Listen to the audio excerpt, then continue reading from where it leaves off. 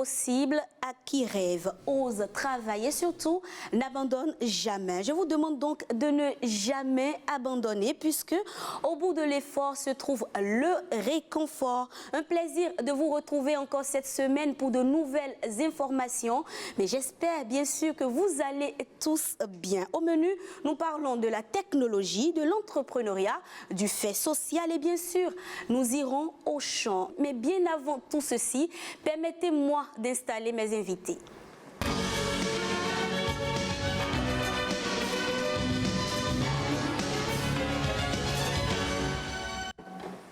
Et voilà, ils sont tous là. Ariane a de la compagnie aujourd'hui. Ariane Da Silva, bonjour. Bonjour Rebecca, bonjour chers amis, je vais vous appeler comme ça. Bien sûr. Bonjour mesdames et messieurs. Alors, chers amis de Ariane Da Silva, de Setting Biazalou, bonjour. Bonjour Rebecca. On ne vous présente plus, hein? Oui, tout à fait. Bonjour Rebecca, bonjour à tout le plateau, bonjour à tous nos très chers téléspectateurs. J'espère que vous allez bien. Super bien. Et à côté de vous, monsieur Steve.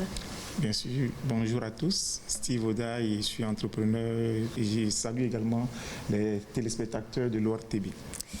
En face de vous, donc, monsieur Tadagbe Valère Wansou. Bonjour Rebecca. Vous allez bien? Ça va chez vous? On ne vous présente plus. Hein. Ça va très bien. Je rends grâce à Dieu.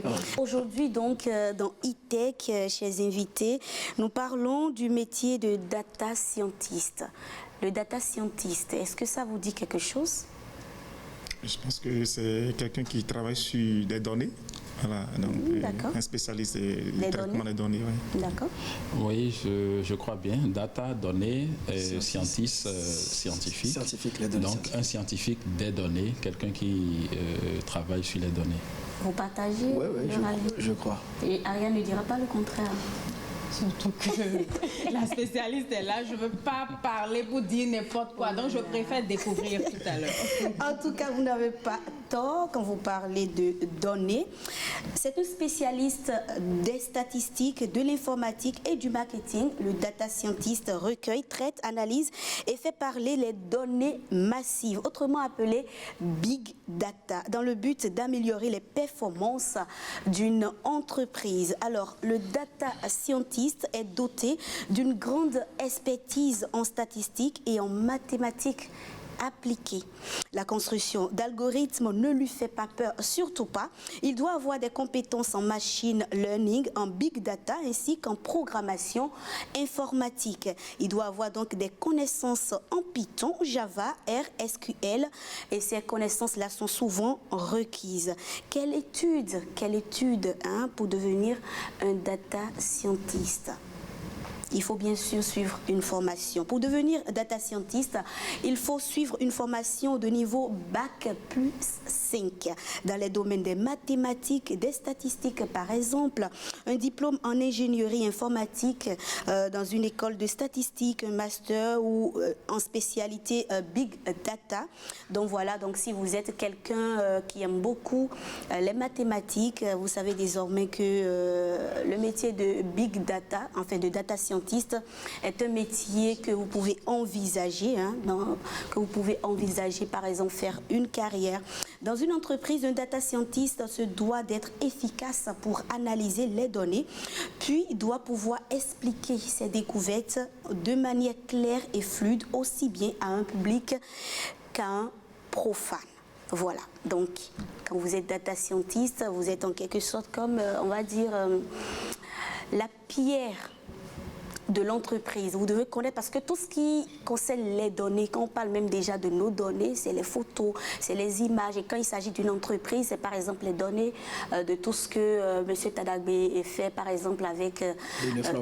Exactement. Donc ces données, vous êtes d'accord avec moi que ce sont des données très sensibles. Tout à fait. Donc celui qui doit les manipuler, celui qui doit les conserver, les sécuriser doit être quelqu'un qui aussi, en fait, a les qualités requises pour pouvoir manipuler ces données-là. Tout à fait. Donc je suis sûre que maintenant vous savez c'est quoi un data scientist. Et je me rends compte que c'est pas un métier pour moi parce que j'ai pas fait la science. Et c'est pas pour moi non plus. C'est pas pour moi non plus parce que moi j'aime pas trop. très sérieux. Oui, c'est très C'est un peu sérieux. trop sérieux, Ouais. C'est très sérieux. Pas pour tout le monde. Il faut être scientifique. Voilà. Quoi. Il faut connaître. cartésien. Calé. Il faut être calé dedans. Qu'est-ce que vous en pensez? Oui, c'est un des métiers de l'avenir. Je pense que vous avez peut-être oublié de parler de l'aspect biologique, c'est pas si c'est dedans. Je profite pour faire un coucou au professeur Gleleka Kaï-Romain, qui est le directeur du laboratoire d'estimation forestière de la FSA.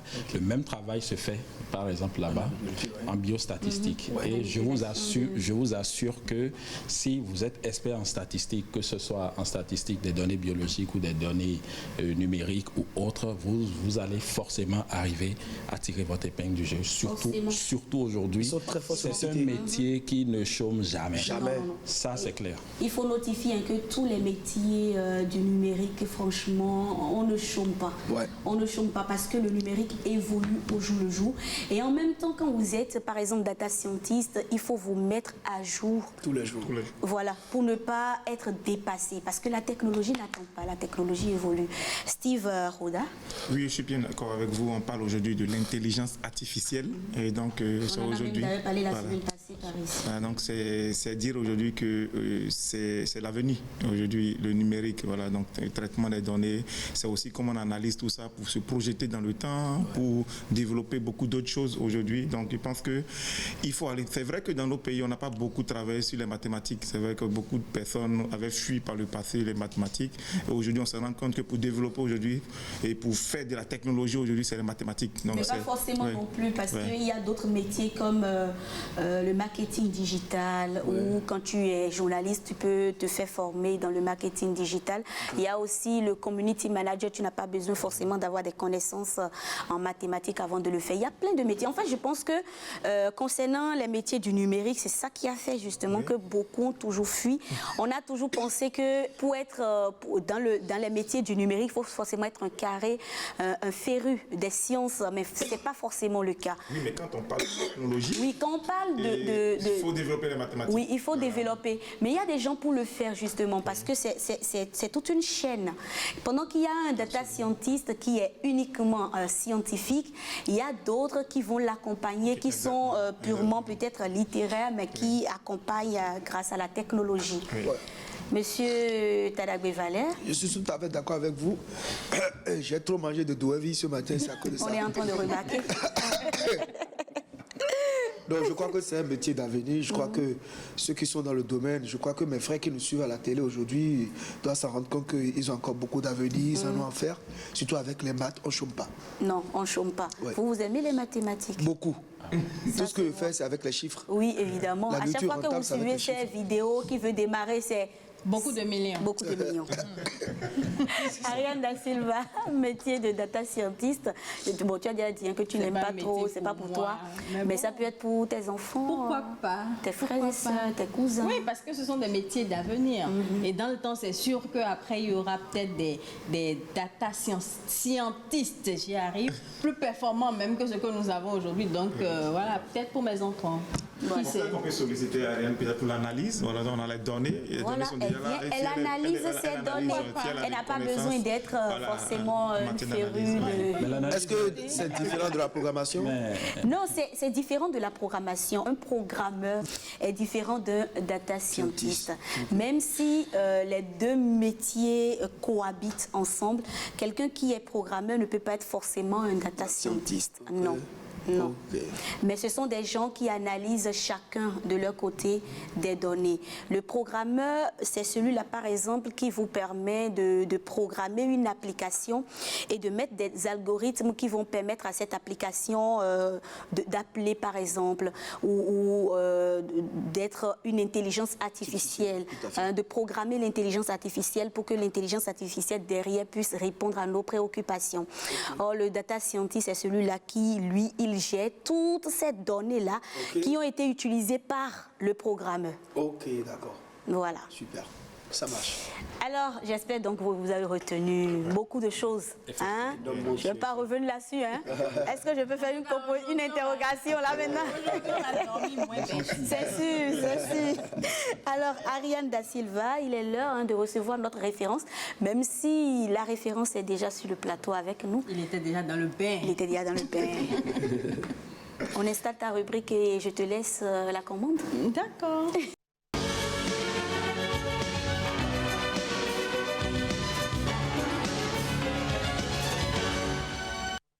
Ariane Da Silva. Alors, notre référence du jour, c'est Steve Kwaku Roda.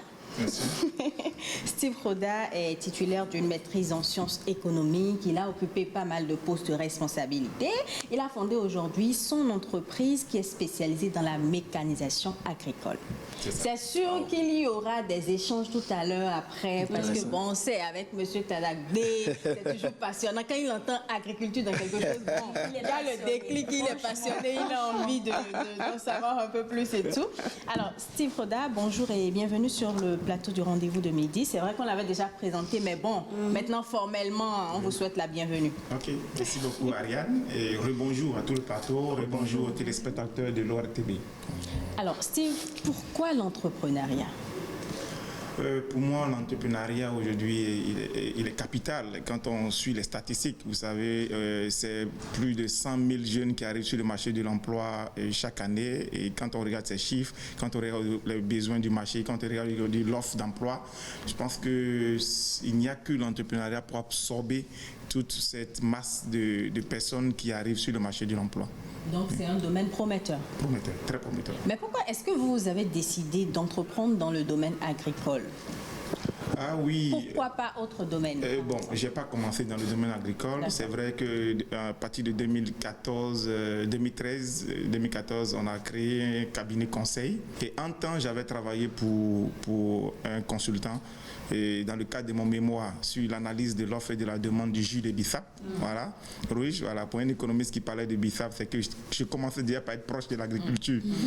Donc c'est après ça que j'ai fait chemin avec ce consultant et on a mis en place une unité de transformation du riz, voilà, de décortiquage du riz dans le nord du Bénin. Donc c'est de cette expérience que j'ai pu me positionner sur un maillon de la chaîne, un problème qui était vraiment un problème crucial dans le secteur du riz. Alors aujourd'hui, vous faites votre petit bonhomme de chemin, si je peux m'exprimer ainsi, mais j'imagine que ça n'a pas été facile pour créer une entreprise. Vous avez dû chercher peut-être des financements, je ne sais pas, peut-être que vous vous êtes rapproché d'une banque ou c'est peut-être vos économies, ou vous êtes comme certains entrepreneurs qui nous disent qu'ils ont commencé avec 0 francs. Quel a été votre cas? Non, il est difficile, il faut le dire.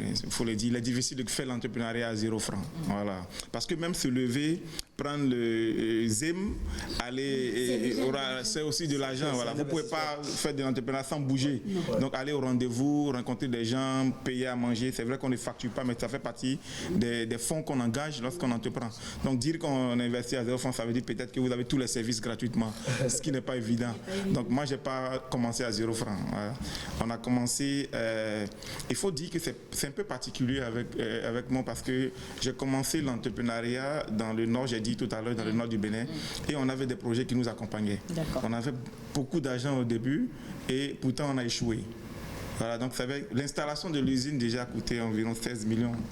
Le groupe électrogène, on a 9 millions. Donc tu vois, avec ça, on a échoué. Donc pour moi, c'était clair que ce n'était pas l'argent. Ça fait peur à ceux qui aspirent du devenir. Pour moi, c'était clair que ce n'était pas l'argent qui faisait l'entrepreneuriat. Donc moi, j'ai décidé de me former en fait et pour pouvoir entreprendre. Donc il y a des amis qui disaient, moi je suis le Cristiano Ronaldo de l'entrepreneuriat.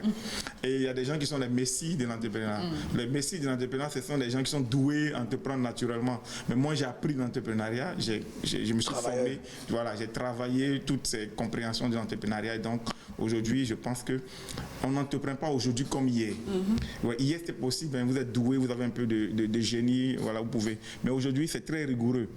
L'entrepreneuriat est très rigoureux. Nous sommes dans un environnement très compétitif. Donc, il faut être bien formé, il faut être prêt, il faut avoir le mindset, il faut avoir le fighting spirit pour le faire. Mais quelles sont les difficultés éventuelles que vous rencontrez aujourd'hui dans votre activité? Ok. Dans notre contexte local, la première première difficulté, d'abord, c'est de s'associer pour entreprendre. Voilà, voilà, c'est la première. Oui, l'esprit d'équipe. Ouais, dans notre sociologie, c'est difficile. Trouver des gens qui vont ensemble bosser avec vous, c'est déjà le premier défi que vous devez relever. Quand vous sortez de ce défi-là, vous devez mettre en place un modèle d'affaires. Vous avez l'idée, mais comment le modèle pour gagner de l'argent, c'est le deuxième défi qui vient. Donc, quand vous avez fini de mettre en place un modèle, vous avez l'idée, vous avez réussi à relever le défi de l'équipe, le modèle d'affaires. Comment vous organisez pour gagner de l'argent, ce n'est pas toujours facile. Vous pouvez expérimenter des modèles sur plusieurs années, pivoter, refaire, pivoter pour trouver vraiment le bon modèle. Après ça, maintenant arrive la question du financement. Voilà, vous avez tout, vous avez réfléchi à tout, vous avez l'équipe, tout. Maintenant, il faut trouver de l'argent pour avancer. Et après ça, maintenant, c'est le moment de se lancer. Le timing. Vous n'avez pas un bon timing. Des gens ont certainement réfléchi comme Facebook ou avec des applications, mais un peu plus tôt, mais ils ont échoué. Parce que ce n'était pas le moment idéal. Donc le timing, il compte également pour lancer son business. On est d'accord, oui, on est d'accord qu'il y a des difficultés dans l'entrepreneuriat, mais est-ce que si on vous donnait la possibilité de travailler pour quelqu'un et de laisser l'entrepreneuriat, est-ce que après toutes ces années quand même d'expérience dans ce domaine, quel serait votre choix? Ok, aujourd'hui, on ne fera pas la langue de bois. Hein. Il y a une réalité qu'on cache aux gens. C'est que pendant que vous êtes en train de développer votre entreprise, vous devez vivre. Donc. Oui. Et il faut vivre avant de philosopher. Voilà. Donc, si vous êtes en train de mettre en place votre entreprise, ça veut dire que l'entreprise ne génère pas encore de ressources. Mais comment vous vous déplacez, comment vous payez votre loyer, comment vous faites tout ça, voilà, c'est important. Donc, vous pouvez entreprendre et travailler jusqu'à ce que vous réunissez de l'argent pour pouvoir subvenir à vos besoins. Vous devez trouver l'équilibre avant de lâcher l'autre code. Voilà. Quoi. Moi, je suis à 100% sur une entreprise, mais je suis consultant. Voilà. Donc, il a compris que comme je ne peux pas aller travailler ailleurs, je suis à 200% sur mon entreprise. Je développe des compétences dans le domaine du consulting. Vous faites bénéficier ces compétences à d'autres structures. Donc, dire qu'on ne va pas travailler pour quelqu'un, c'est faux parce que déjà, même entrepreneur, vous travaillez pour le client. Oui, voilà. Les clients sont vos patrons. Voilà, sont vos patrons. Voilà.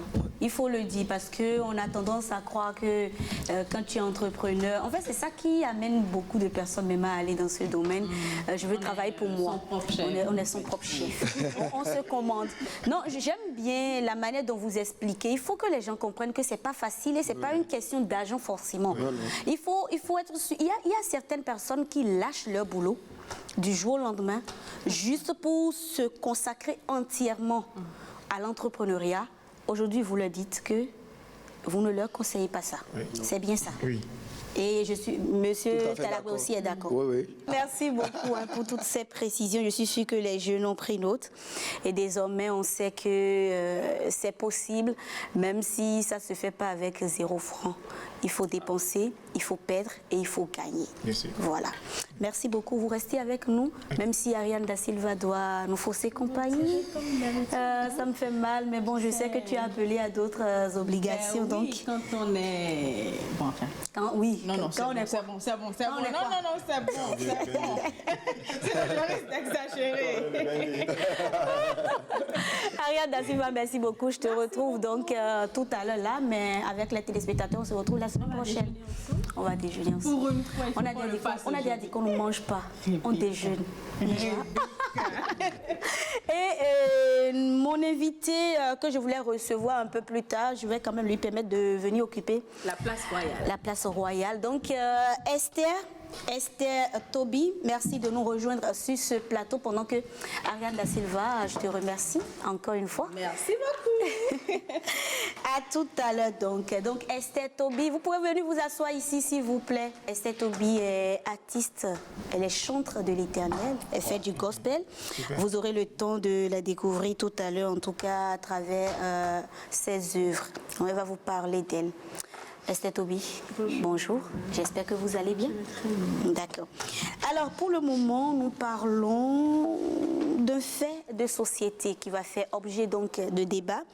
Un fait de société qui a fait la une des gros titres et qui continue de faire le buzz d'ailleurs sur les réseaux sociaux.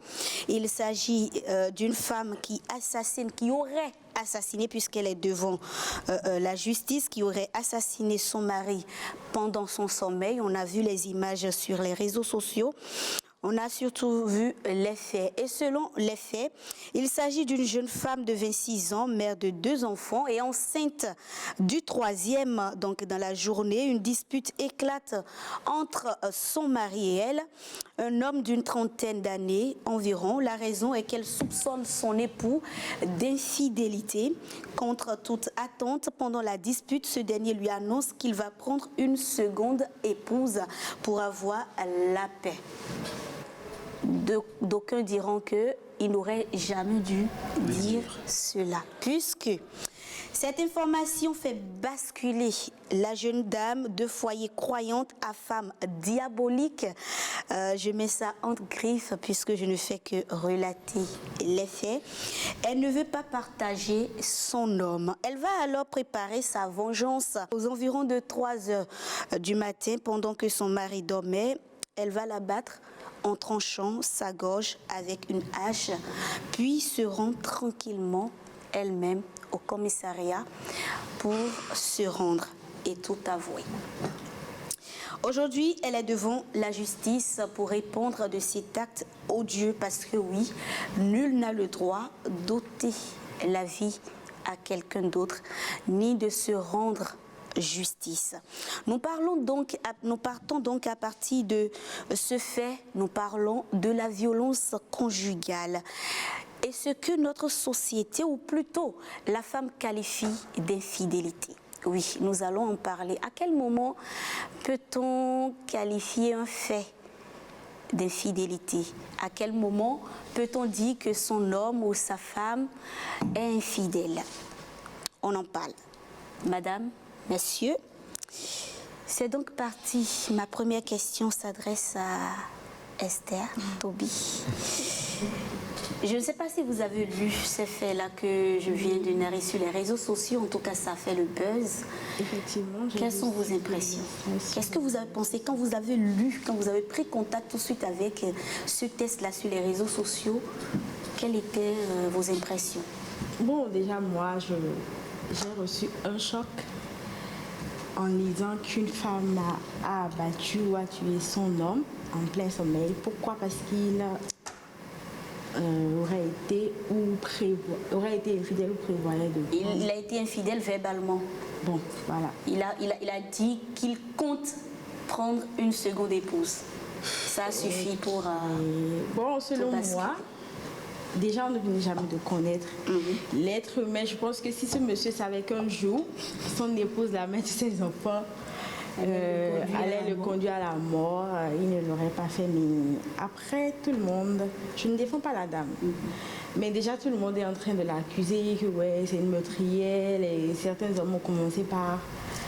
Mais elle est présumée parce que jusqu'à preuve du contraire, voilà. Elle n'a pas été encore condamnée en tout cas. Mais sur les réseaux sociaux, elle est condamnée déjà. Elle est condamnée déjà, elle est insultée de part et d'autre. Mais je n'ai pas encore lu quelque part quelqu'un qui a écrit un test pour essayer de comprendre sa psychologie. La dame. Parce que dans notre société, surtout en Afrique, au Bénin et tout, on nous dit déjà depuis le bas âge à nous les femmes que tu dois accepter l'infidélité de ton mari quand tu seras au foyer. Mais en fait, moi je trouve ça absurde. On nous fait comprendre déjà qu'un homme a le droit d'être infidèle et que la femme a le droit de tout accepter. D'être soumise. En tout cas, on reviendra sur la question de l'infidélité. Donc, comme Tala de Palais, on reçoit en train de... J'entends tout ce que vous êtes en train de dire là, il regarde, il se dit, mais attends, qu'est-ce qu'elle dit? Vivement qu'on me donne la parole, donc je vous donne la parole. Quelles sont vos impressions face à ces faits-là? Non, je crois que je suis en état de choc comme tous les Béninois. Vous avez vu sur les réseaux sociaux, je ne vous apprends rien, non? J'ai vu sur les réseaux sociaux. J'ai même vu les images horribles qu'on ne peut pas montrer à la télé, par respect pour le défunt et pour sa famille. Je crois qu'aucune jalousie ne doit cautionner jusqu'à abattre quelqu'un. Non. Aucune femme ou bien aucun mari ne peut, sous prétexte d'une jalousie, tuer sa femme ou bien son mari. Ce n'est pas possible, c'est intolérable. Et je crois que cette dame doit servir d'exemple pour toutes les autres femmes.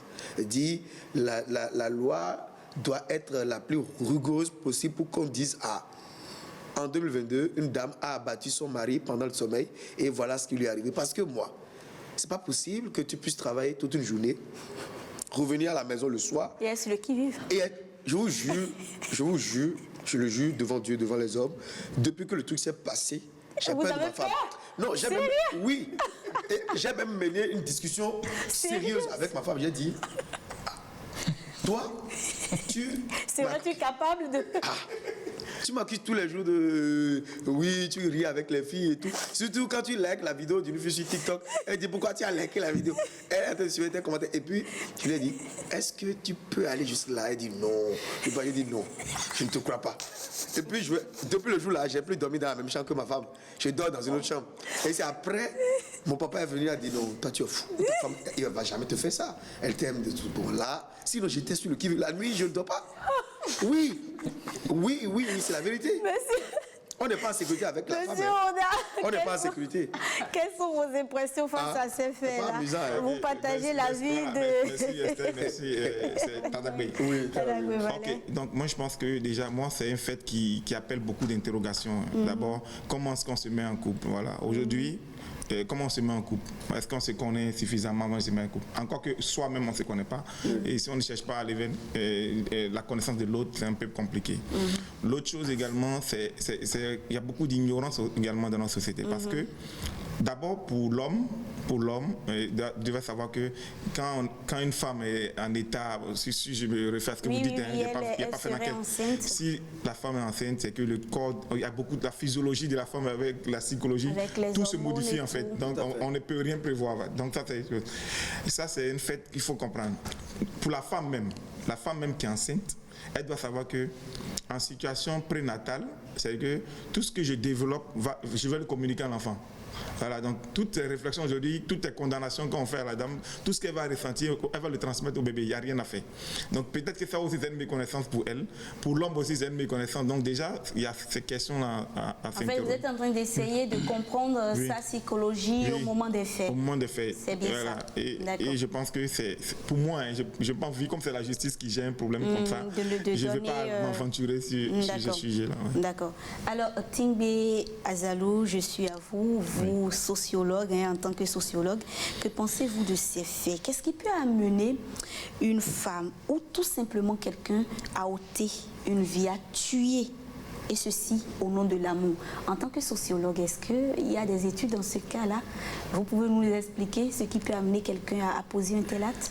Ok, merci beaucoup. Et il faut dire qu'il y a eu des études dans ce sens.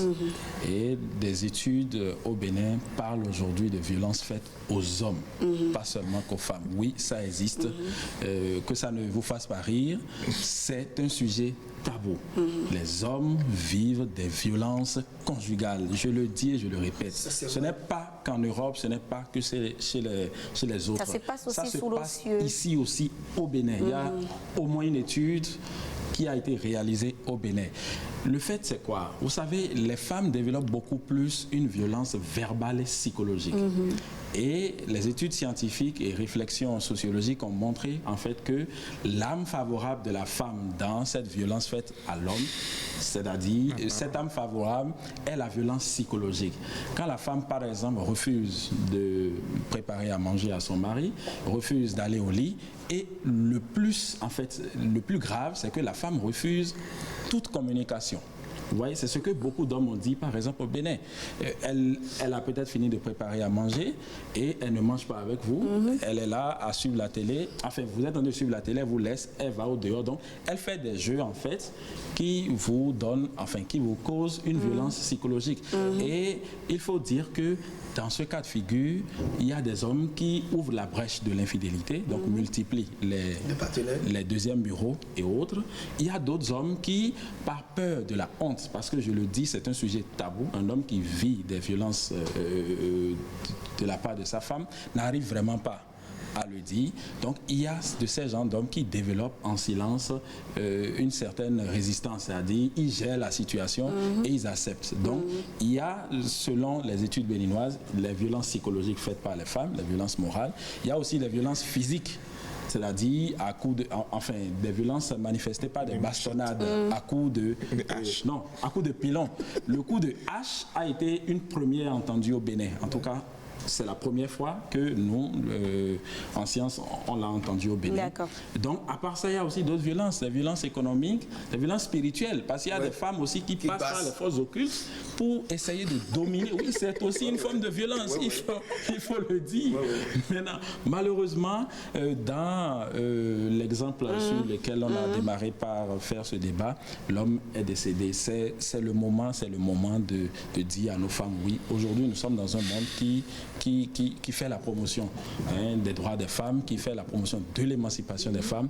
Il faudrait que dans cette émancipation, les féministes puissent enseigner à nos femmes à aller à la communication. Pour moi, dans un couple, c'est la seule chose. Mais peut-être que la communication, vous savez que parfois la femme, elle a bien envie de communiquer, mais que l'homme n'est pas réceptif forcément par rapport à cette communication. Et à un moment donné, elle accumule cette frustration qui est débordée à un moment donné et elle craque en fait. Craquer ne veut pas non plus être dit justifier ou tuer son mari, non. Mais vous êtes d'accord avec moi que dans le couple, parfois, la communication peut être très compliquée et très difficile. Oui, je suis tout à fait d'accord. Et ce que j'ai à répondre, c'est que quand on se réfère à la Bible, par exemple, qui dit l'homme, pour secourir l'homme, Dieu créa la femme. Moi, je fais partie de ceux-là qui pensent que la femme a tout pouvoir sur l'homme. D'accord. C'est la femme qui sait quand et comment elle peut aller communiquer avec l'homme. L'homme ne peut pas être en colère, je ne pense pas, 24 heures sur 24. Il va lui arriver des moments, puis c'est sa femme, elle connaît ses points faibles. C'est à elle de savoir, dans ce moment-là, à cette heure-là, où en allant comme ça, je peux arriver à communiquer avec lui. Donc je pense que si chaque femme fait cet effort, chaque femme ira vraiment à la découverte de son homme et savoir il a ses points faibles à tel moment. Si je lui parle, c'est sûr qu'il sera réceptif, il va s'excuser et puis la haine ou l'offense va se dissiper. D'accord. Alors maintenant, oui, vous voulez dire quelque chose? Okay.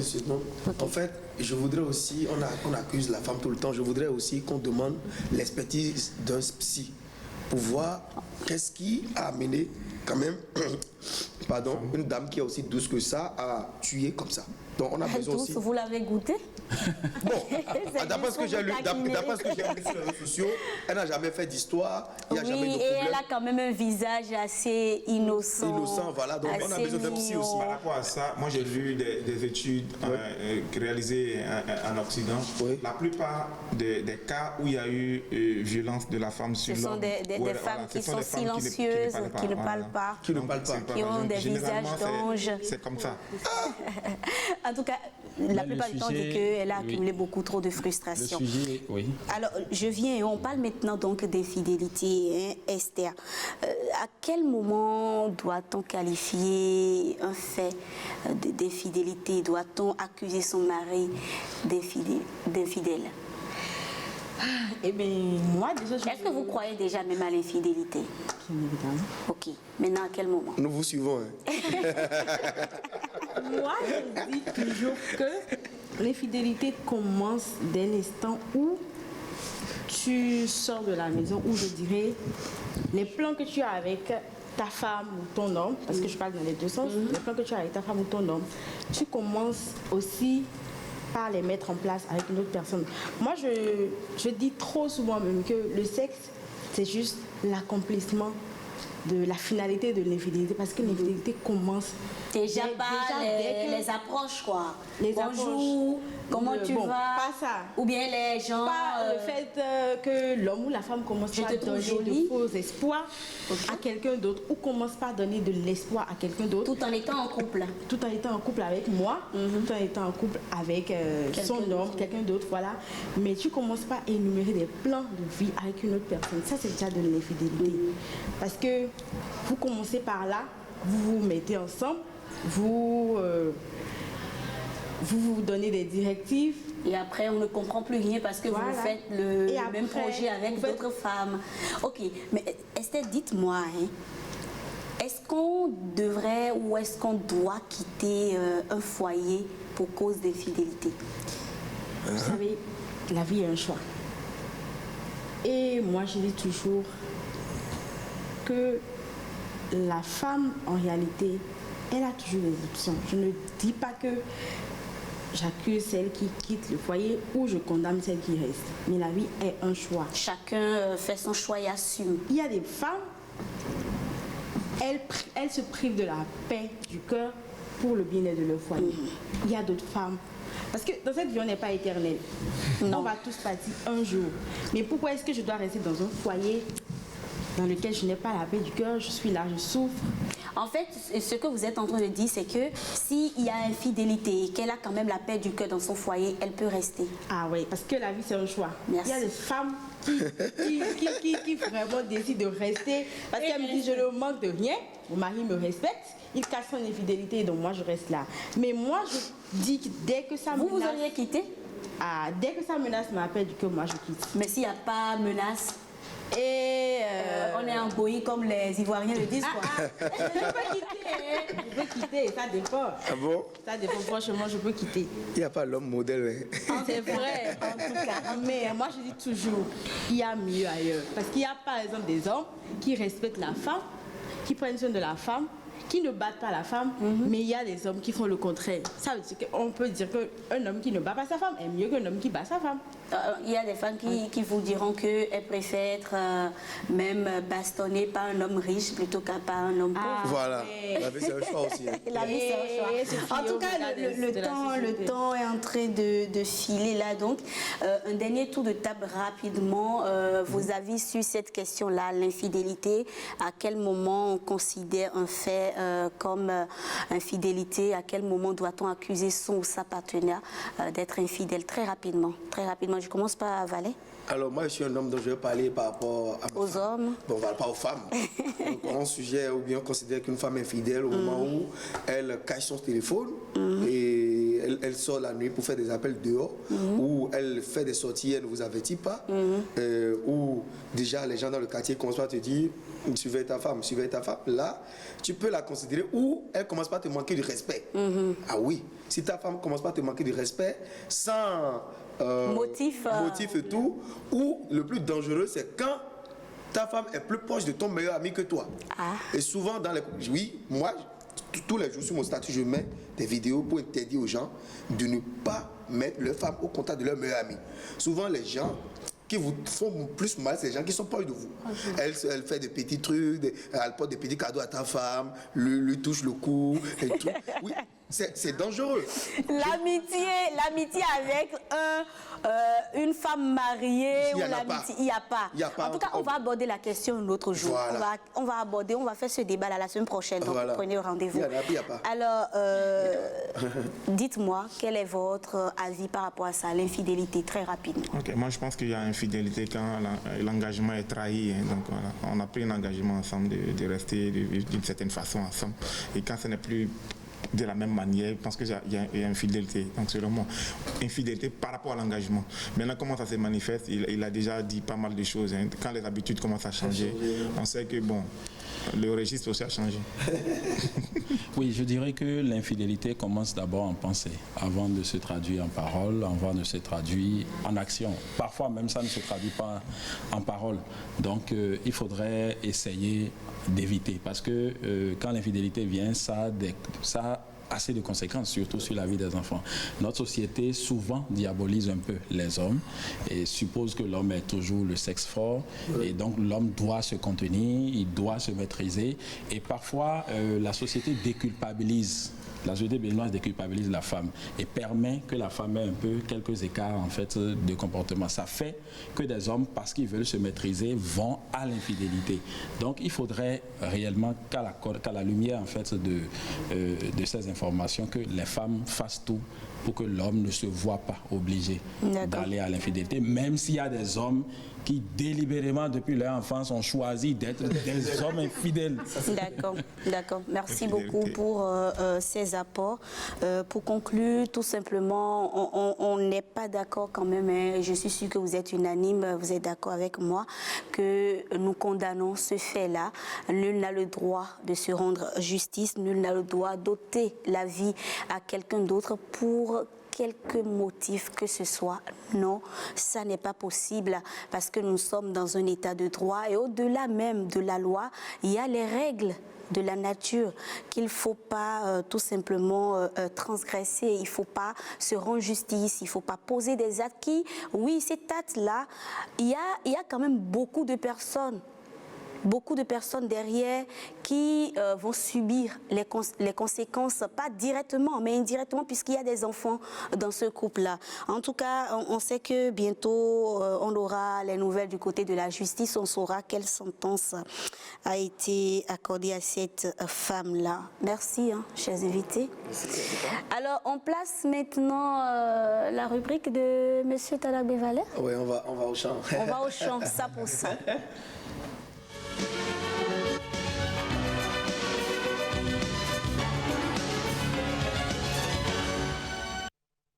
Valère Wansou, notre expert en agriculture rentable, passionné des terres. Aujourd'hui, nous parlons des cultures à cycle court. Ouais. Donc, je vais vous demander en quelques minutes un résumé, ce qu'on doit savoir, l'essentiel à retenir. D'accord, merci beaucoup Rebecca. Alors, amis téléspectateurs, agriculteurs modernes, les cultures à cycle court sont les cultures dont, voilà, la récolte, la précocité, aussi entre 2 semaines jusqu'à 4 mois. Ça, c'est une plante à cycle court. OK? D'accord. Et aujourd'hui, il y a beaucoup de personnes qui veulent rentrer dans le domaine agricole et qui n'ont pas suffisamment de patience pour récolter le fruit de leurs efforts. Et j'ai fait cette vidéo-là sur les cultures assez courtes pour sensibiliser les gens sur les plantes, les cultures qu'ils peuvent mettre en place, telles que je parle des légumes feuilles, par exemple. Voilà, c'est 1 mois. Je parle des légumes fruits comme la tomate, le piment. Ça, c'est 2 mois et demi pour les variétés précoces, 3 mois, 4 mois. Je veux parler des laitues, des melons, des concombres, des pastèques. Tout ça là, c'est des cultures assez courtes. Assez court. Il n'y a pas le maïs dedans? Le maïs, il y a des maïs assez courts également. Donc, vraiment, c'est très rentable quand on sait comment s'y prendre. Et je vais parler avec un cas concret. Je prends par exemple la position des pastèques. Les pastèques, la pastèque, c'est une plante à cycle court. OK? 80 jours après semer, vous avez les fruits que vous pouvez récolter sur 1 mois. D'accord? Et comment produire concrètement les pastèques? On y va. Pour produire les pastèques, il faut dans un premier temps faire le fauchage, faire les souchages et faire le labour. Après le labour, il faut faire le semis. Moi, je conseille les pastèques en association avec d'autres cultures. D'accord. Par exemple, avec le niébé, par exemple. Ou par exemple avec, je ne sais pas, les plantes qui ne dépassent pas 50 cm de haut. D'accord. D'accord. Et le rôle des pastèques, c'est non seulement de gagner de l'argent, mais d'éviter de contrôler la prolifération des mauvaises herbes, c'est-à-dire des adventices. Ok, d'accord. Moi, je conseille la densité 2 mètres x 2 mètres. Ça fait 2500 poquets de pastèques sur 1 hectare. Et avec cette densité, on en vient à l'argent. Je vais semer 500 grammes de pastèques sur 1 hectare. Donc, pour les téléspectateurs qui vont se demander combien de grammes de semences, quelle quantité de semences s'il vous plaît, c'est 500 grammes de pastèques pour 1 hectare. Et après 80 jours, bien sûr qu'on a fertilisé, et je conseille ici du fumier de vache décomposé, parce que les pastèques ont besoin de potassium. Parce que c'est des fruits. Et le potassium et le magnésium, ça permet de renforcer le goût et aussi la qualité du fruit. D'accord. Donc il faut apporter 2 kg par poquet, c'est-à-dire 1 kg en fond avant le semis et un autre kilo 1 mois après plantation. Donc après ça, quand on respecte tout ça, le désherbage et tout, on est autour de 40 000 kg à 50 000 kg de pastèques par hectare. Après 3 mois de production. D'accord. Et comme au Bénin, on vend les pastèques, on ne vend pas au kilo au Bénin. On vend les pastèques la quarantaine. Oui. D'accord? Donc, quand j'ai 40 000 à 50 000 kilos, ça veut dire, pour les variétés standards, le poids d'un fruit de pastèque aussi entre 5 et 10 kilos. D'accord. Donc, la moyenne du poids est autour de 7,5 kilos. Donc, on dit qu'un fruit, ça fait combien? 1 kilo. Or, le rendement total, je prends, allez, 50 000 kilos. Ça fait 50 000 divisé par 7,5, on est autour de 6 666 fruits. Divisé par 40, on est autour de 166 quarantaines. La quarantaine, quand la pastèque est chère, c'est autour de 25 000. 25 000 fois 166, quelque chose, vous êtes autour de 4 136 000 qu'est-ce que vous avez fait, c'est pas rentable. Pour un cycle. Pour un cycle de 3 mois. En 3 mois, je me génère 4 millions de francs CFA. Maintenant, supposons que je souhaite vous mentir et vous faites le chiffre d'affaires divisé par 4. Ça fait combien? 1 million 25 000. Vous avez demandé-moi combien vous investissez. Posez-moi la question. Combien on investit? 250 000 sur un hectare. D'accord. 250 000 francs CFA sur un hectare et en 3 mois, j'ai 1 million. Ça, c'est du concret. Oui. C'est du concret. C'est parce que les gens n'ont pas l'information. Mais l'obstacle majeur pour les pastèques, c'est quoi? Vous allez voir, quand on produit la pastèque en saison de pluie, ça ne donne pas un bon rendement. Pourquoi? Demandez-moi pourquoi. Les pastèques donnent de meilleurs rendements dans les zones chaudes. Ok, d'accord. Les pastèques apprécient un climat chaud et sec. D'accord. Ça veut dire que la nouaison et la fructification est optimale. Et le taux de sucre, plus il y a de soleil, plus il y a de sucre. Donc il y a une période spécifique pour cette culture? En saison sèche, c'est trop top. Et D'accord. il faut irriguer. Et naturellement, il faut irriguer. Et encore, les pastèques coûtent excessivement cher. Et moi, étant dans le business des fruits, vraiment, la pastèque, ça absorbe chez moi au moins 35% de nos investissements par mois. Alors, Monsieur Steve et Monsieur Tingbi Azalou, qu'est-ce que vous pensez des cultures à cycle court dont parlait à l'instant Monsieur Talagui?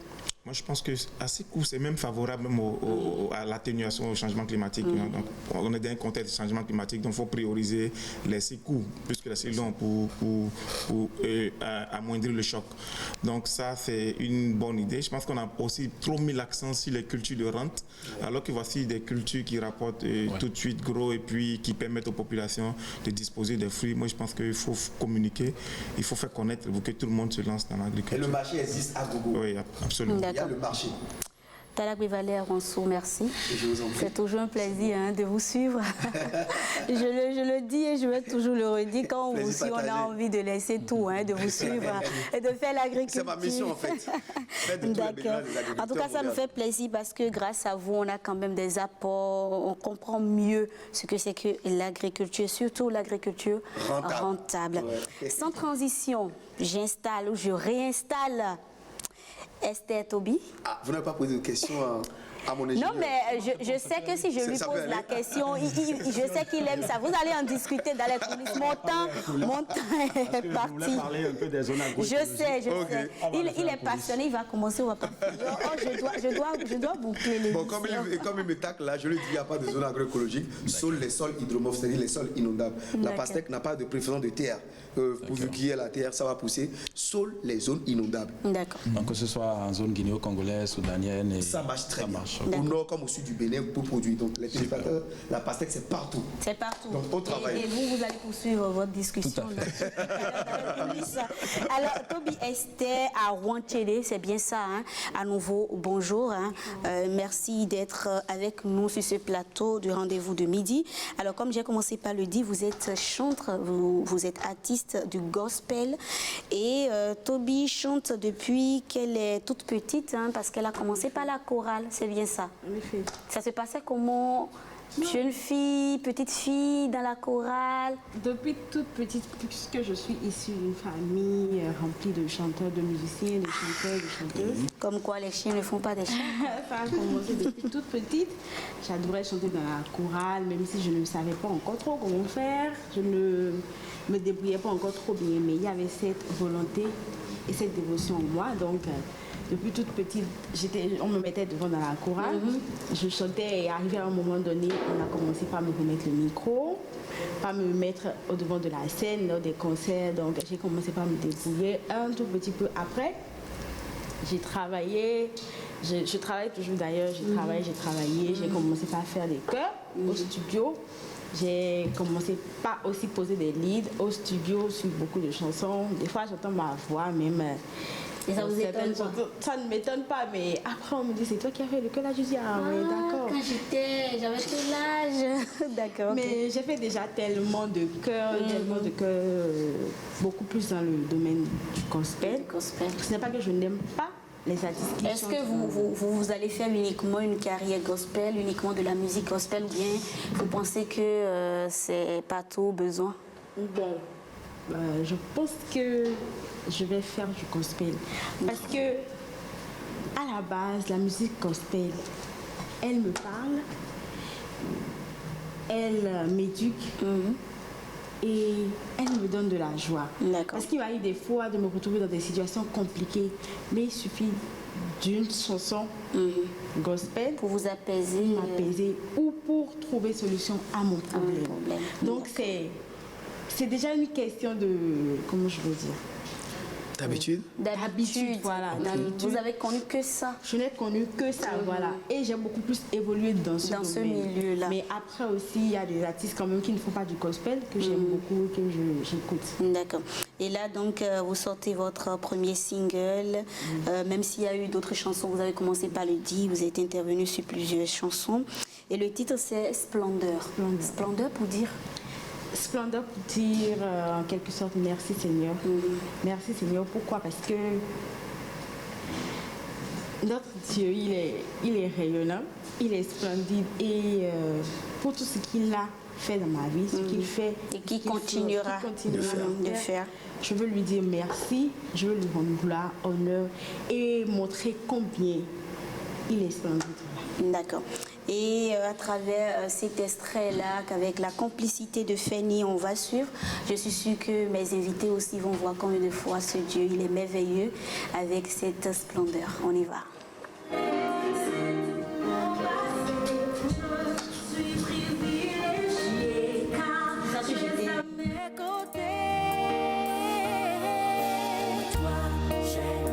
Quand il le dit, il le fait.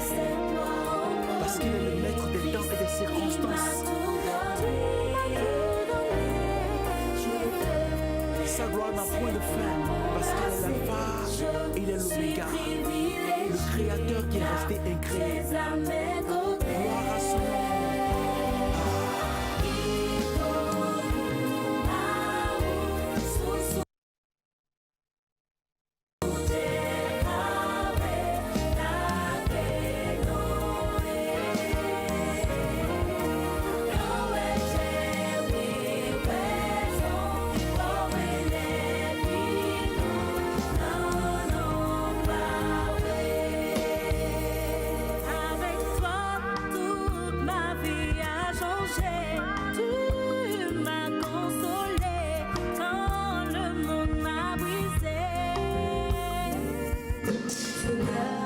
Donc à l'instant, Splendeur, pour louer l'Éternel certainement et lui rendre grâce. Vous avez commencé par le dire.